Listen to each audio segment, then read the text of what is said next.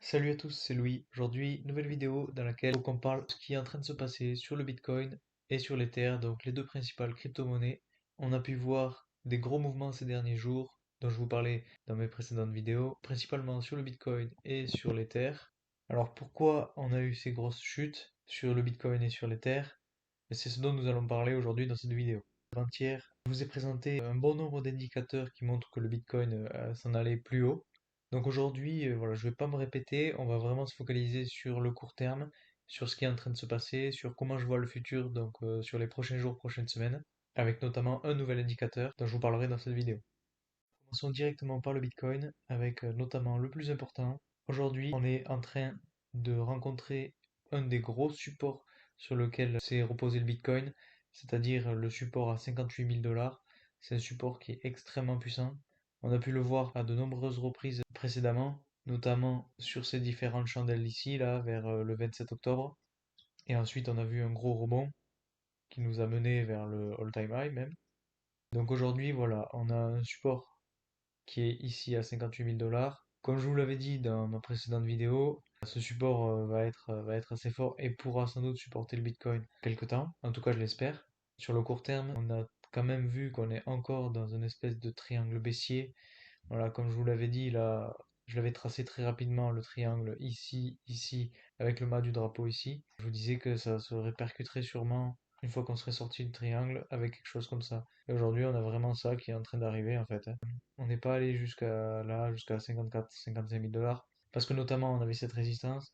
Mais bon, ça me choquerait pas que le Bitcoin descende encore plus. Donc au court terme, voilà, je pense que on pourrait chuter encore au maximum jusqu'à 50 000 $. Ce serait possible, mais avant ça, je pense qu'il y aura beaucoup d'autres nouvelles lignes de support, notamment un support à 53 600 $ à peu près, qu'on a vu ici nous supporter très longuement.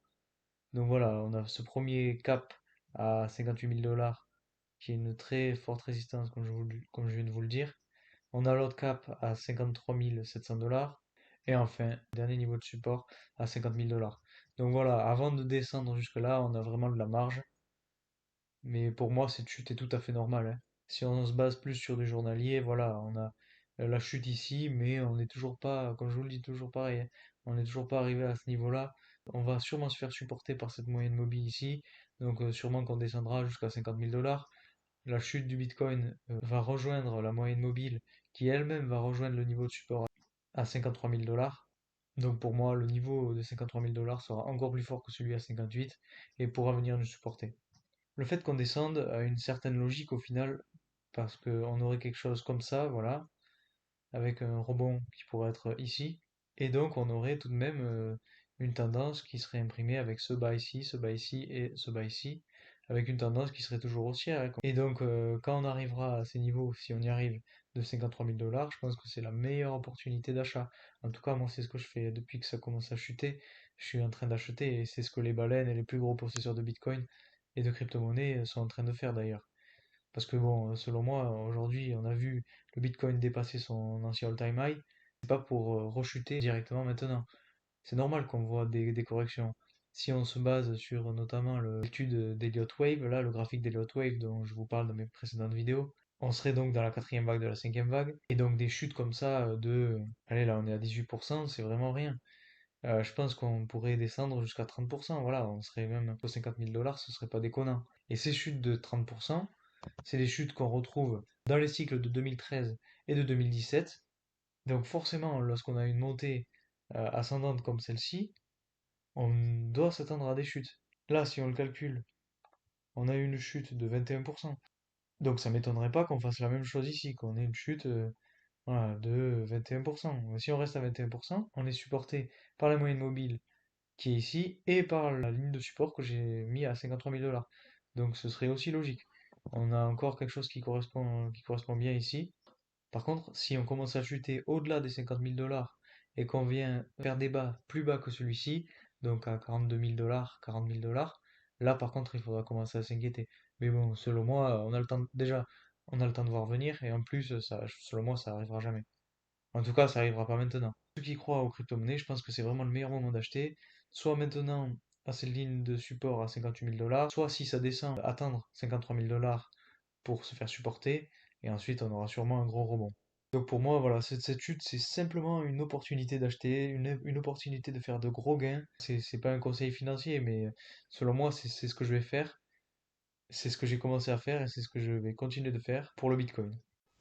Ensuite, toujours pour le Bitcoin, on peut regarder deux indicateurs très intéressants qui sont notamment le S&P 500, donc les marchés traditionnels, qui sont toujours en train de monter, qui ont vécu cette chute-là, qui selon moi correspond aujourd'hui à la chute qu'est en train de subir le Bitcoin et va sûrement revoir une poussée vers le haut dans ces prochains jours parce que selon moi, les marchés traditionnels sont vraiment des indicateurs très forts. En fait, c'est un petit peu ce qui prédisent l'avenir du Bitcoin.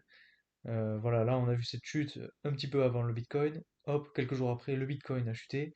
Et aujourd'hui, on voit une remontée. Et sans doute que quelques jours après, voilà, dans 2 ou 3 jours, ou même demain ou dans 2 jours, on verra le Bitcoin remonter à la hausse. Donc je pense que le S&P 500, c'est vraiment quelque chose à surveiller de très près pour le Bitcoin, pour pouvoir avoir une idée de la tendance, de comment va se comporter le Bitcoin dans les prochains jours, les prochaines semaines. Par contre, si demain on voit le S&P 500 commencer à chuter, là, je pense que je commencerai à m'inquiéter parce que sûrement que le Bitcoin fera la même chose, vu qu'ils sont très liés, et là, peut-être qu'on changera de stratégie. Le second indicateur à regarder, c'est l'accumulation de wake-off, quelque chose dont je n'ai pas encore parlé sur cette chaîne. C'est un pattern en fait qui montre un petit peu l'évolution d'un cours. Peut-être que c'est ce qu'on est en train de voir ici, donc ça c'est sur des chandelles de 1 heure.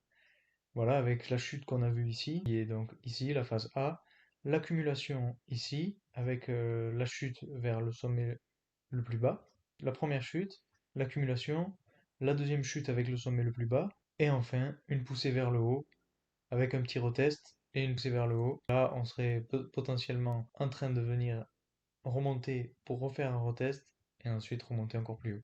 C'est un scénario qui peut se passer aussi, surtout qu'on est sur le niveau de support à 58 000 $. Donc c'est tout à fait possible selon moi.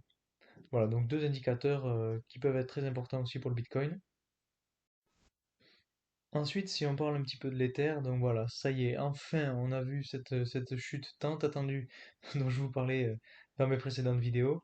Je vous disais que voilà, l'Ether était en train de former un réel canal haussier, voilà, que je suis en train de tracer ici. Donc on s'y attendait, hein, comme je vous le disais dans mes précédentes vidéos, on s'y attendait.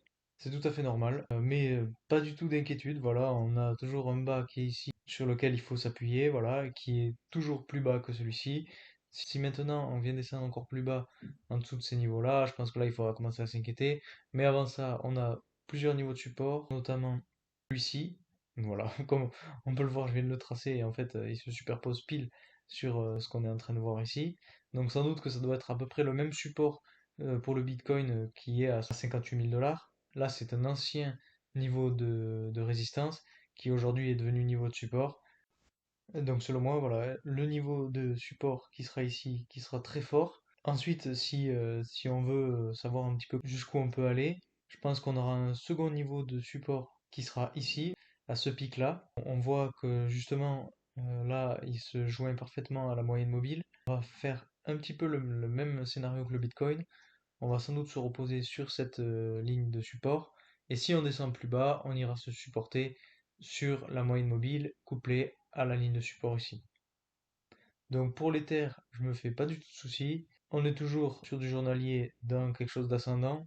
Voilà, on a la résistance des 4000 $, donc c'est très positif. Et je garde toujours ma target à 5000 $, où je pense qu'on verra une grosse correction aussi. On a encore la possibilité de voir peut-être des chutes un peu plus grosses, parce que là on est qu'à 17%. Donc peut-être, voilà, ben oui, voilà, vers 25%, ça m'étonnerait pas qu'on descende jusque-là. Mais toujours pas d'inquiétude, hein, c'est tout à fait normal. Et ensuite, donc une target à 5000 $. Donc je pense qu'on ira rebondir ici, qu'on fera sans doute un petit pic à ce niveau de résistance qui sera ici, et ensuite on remontera à la hausse pour faire encore plus de gains. Donc je pense que c'est toujours pareil, ici c'est une opportunité d'achat. Donc pour ceux qui sont intéressés par l'Ether, n'hésitez surtout pas à acheter, je pense que là, maintenant ou à 3600 $, je pense que c'est des grosses opportunités. Après voilà, c'est toujours pas un conseil financier, faites vos propres recherches et n'investissez qu'en ce dont vous avez confiance. Donc, pour conclure, globalement, pour ce qui est de l'Ether et du Bitcoin, pour moi, pas de peur, surtout. Il faut vraiment se fier aux analyses, au marché, aux différents indicateurs qui sont tout aussi parlants les uns que les autres. Donc pour moi, c'est vraiment une opportunité énorme d'acheter. Voilà, le Bitcoin, l'Ether et toutes les autres crypto-monnaies sont en solde. Donc selon moi, pour l'Ether et le Bitcoin, on va toujours plus haut. On va forcément rebondir soit sur cette limite, soit sur celle-ci pour l'Ether, et soit sur cette limite, soit sur celle-ci pour le Bitcoin. Voilà, c'est tout pour aujourd'hui. Merci à tous d'avoir regardé la vidéo jusqu'ici. J'espère qu'elle vous a plu. Si c'est le cas, n'hésitez surtout pas à mettre un like. Et moi, je vous dis à très vite pour de nouvelles analyses. Salut!